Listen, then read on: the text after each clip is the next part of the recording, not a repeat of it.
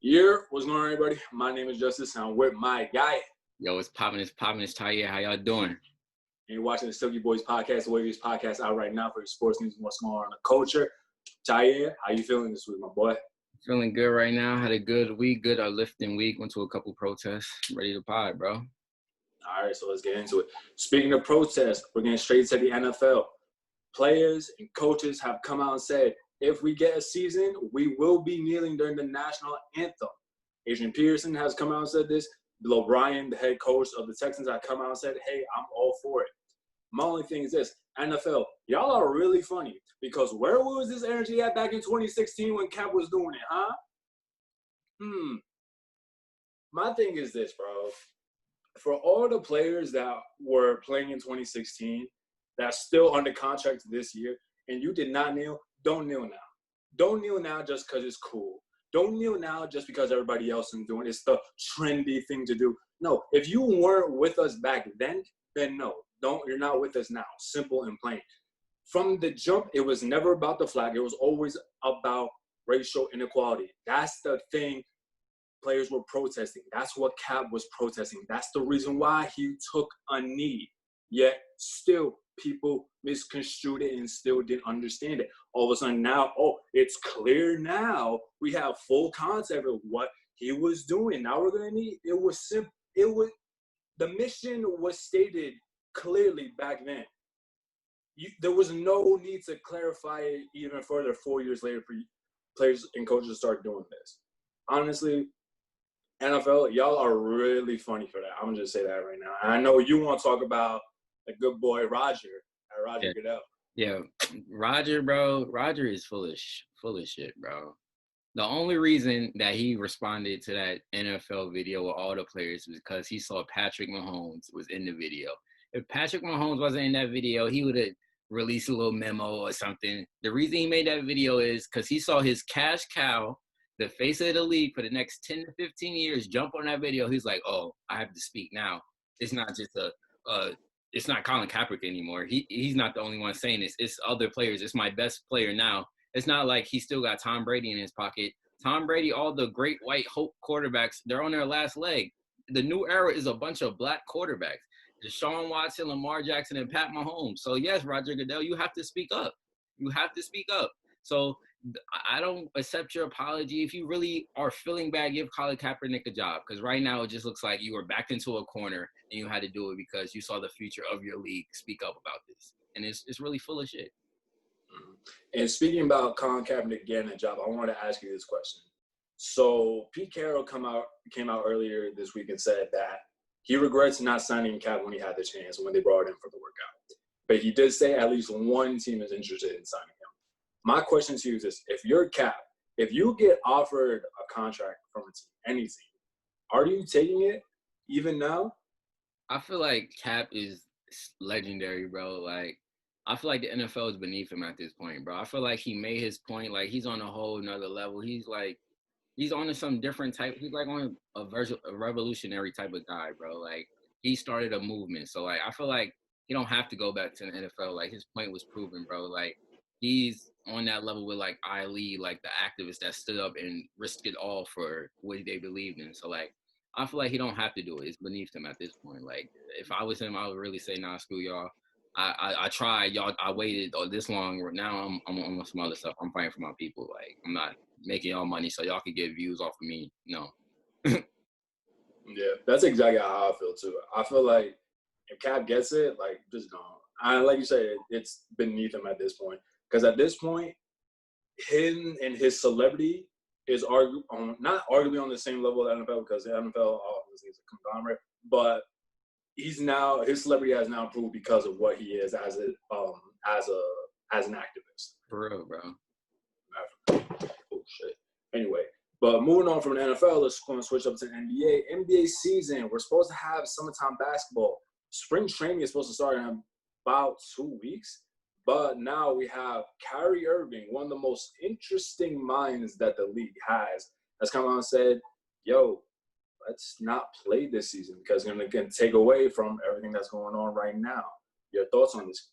I completely agree. Like I said last week, if we stop, there's no money to be made. Like, they need us, we don't need them. So I'm right with Kyrie saying, yo, take a pause. We don't need to play right now. Us playing is just taking all the focus off of what's really important in the world. Summertime come, basketball come, oh, nobody cares about what's going on anymore. Falls back into September, it's over. So yes, let's keep this focus. This is an important moment. It's bigger than sports. So if y'all really want to be about social change and social justice, sit out for the season. Take a hit on your pockets if you're really about that life. If you're really about what you posting on the net, take a hit for your pockets, Mr. Millionaires. Do something. So I'm with Kyrie on this point. How do you think that conversation between him and LeBron? Because again, LeBron's at the forefront with this too. Right, you know what I mean?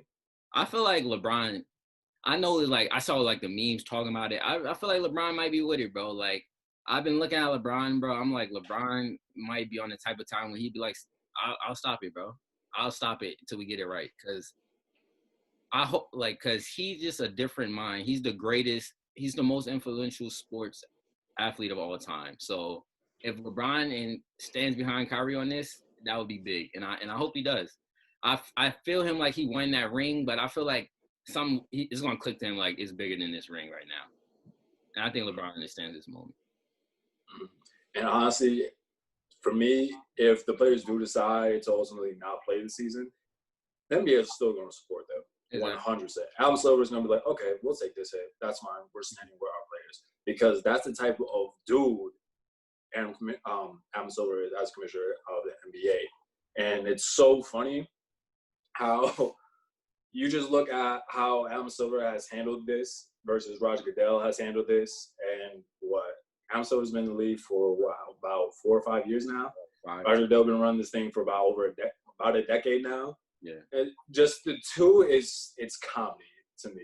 Just the way that their leagues are run in terms of popularity, in terms of player morale and happiness, all of that is hilarious to see. And honestly, Roger should be taking notes from Adam Silver, for real. In terms of pay, human decency, contracts, just the everything, the way players are treated, the diversity of coaches, black coaches in the league, black GMs in the league, just the overall diversity, like it's a whole different thing. And the NFL is time for reform. It's been time for that reform.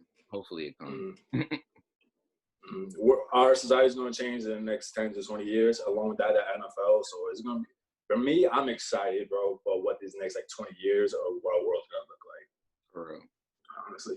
But anyway, transition from that, we got to talk about Lil Baby. It has to be talked about, bro. We have to talk about the leader of the new school. He said, I can see me taking the lead over the new school, and that's exactly what he's done. Name another artist that's been hot right now for like the past 2 years, maybe even 3, on the same level as him. And now he's really at the forefront, leading the new school by releasing the single he did just today. I forgot what it was called. Oh, Bigger Picture. Bigger Picture.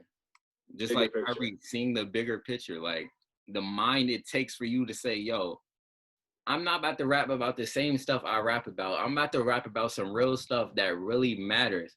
That shows me he's sick in the mind. He has that GOAT thing that only the GOATs have, that flip that switch and know it's time to get serious. And that makes me know he's about to be here for 10 years. I listened to that song. I'm like, he is talking straight facts throughout the song. This is like, it's totally different from any song he ever released. That's just proving to me that he's leading this. I'm not seeing, you've seen a lot of rappers tucked up, waiting to release their music till it gets cool again to talk about all the guns and drugs. But Lil Baby's like, nah, bro, I'm about to speak about for my people. I'm about to speak up for my people. And you see like all the clown stuff that's going on with all these other artists. It's good to see that the guy that's been running the whole year basically is still coming out. Like, bro, I'm telling you right now, if he drops an album next week, I will be hyped for it, bro. I feel like he can drop at least another 2 albums this year, bro. He can have a DMX type of year, bro. That would be nuts. Like, for real. And the thing is, he already did, too, when he first popped off, too. For real. He already had, like, that crazy stretch once you go from Street Gossip, Drip Harder, and all of that. Yeah. Again, just the run that he's having right now in 2020 is bro. It's great. It's getting to that Lil Wayne stratosphere run where it's that Southern rapper who just running stuff for like 10 years, bro. I feel like he's getting into that thing where nobody's about to be talking to him. Like, he's getting there, bro. And, like, next year, he might be there. Like, he might be at that Lil Wayne level, bro. I'm no doubt. And I'm pretty sure, like, we both know this. We both feel the same about this, but he's the best new rapper out. He's probably the best rapper out. He's the best rapper out right now. Really? He's only 23. He's only 23 and still considered to be the best rapper out right now. He's still putting out. He's going to have a great run into these 2020s. He's about to run shit up, honestly. And it's like, yo, we both know we give Baby his flowers a lot, but it's like, you got to give credit where credit is due. Like, every time I'm coming in looking to it, like, is he about to miss? Is he about to miss? And it's not a miss. So, like, every time you keep providing, I'm going to keep giving you flowers, bro. Like, it's hard to do that. It's hard to go nonstop hit after hit, bro. That's why you gotta applaud it every time. Exactly. And you show up every single time. And right now, you can't name another artist that's doing that right now. You can't. You can't. Simple and plain. You got a hot track there, then they cool off. Hot track. No, he's feature. I'm on it, killing you. Oh, this killing you. Soundtrack killing you. Like, it's unstoppable right now. Baby having a run for the run. Honestly, you making a run for this decade. We had to talk about that real quick. Getting to the culture. Anything you want to talk about in particular, bro? I mean, actually, no, I'm not even gonna bring it up. I'm gonna speak on half of it. I'm not gonna speak on who I said I'm not speaking on again. I'm gonna speak on the other half why I'm disappointed, and it's no coming back from this. Like, Nicki Minaj was the best female rapper in the world, no doubt, for at least 7 years in a row. I'll say 7 straight years. To see where she is at today it's so disappointing, bro. It's so disappointing to see where she going to just get hot and stay hot. Like, Nicki Minaj doesn't need to do what she's doing, bro. It doesn't need to happen. It feels like you're just hopping on anything right now just to stay hot. Like, in the long run, you're going to look crazy. You're going to look dumb. The moment is hot now, but 3 months from now, like, you're going to look dumb. Like, in the midst of everything is going on in this country, you have the nerves to come on a track and just troll around when everything is going on right now. Like, it's really nuts. You're like 37 years old. You're a grown woman. Like, it's enough for the kid games. It's enough still rapping about your box, bro. Like, is the music going to change? Are we going to get introspective? Like, what has Nicki Minaj done as a 37-year-old woman who's married and has a kid on the way? What is that life like? We don't know, because that's what real queens do. Beyonce, she had all the fun, bootylicious music, Rump Shaker, all that stuff. And then Beyonce changed, shots of fierce music. Then she had the freedom music. Like, it's about evolving and growing. And Nicki Minaj hasn't grown since her Monster verse. She's been the same person since then till now. And that's what it really comes down to. And also, just to point out that one thing, it said, like, a portion of, like, the streams were going to be good. Bro, I saw that, bro. I'm like, yo, that's a slap in the face. That's really, so disrespectful. That's so disrespectful to what's going on right now, bro. Honestly, like, you're doing it for views. You're doing it for clicks. For what? Like, you're supposed to be, honestly, people looked at you as being a real person at one point in your career.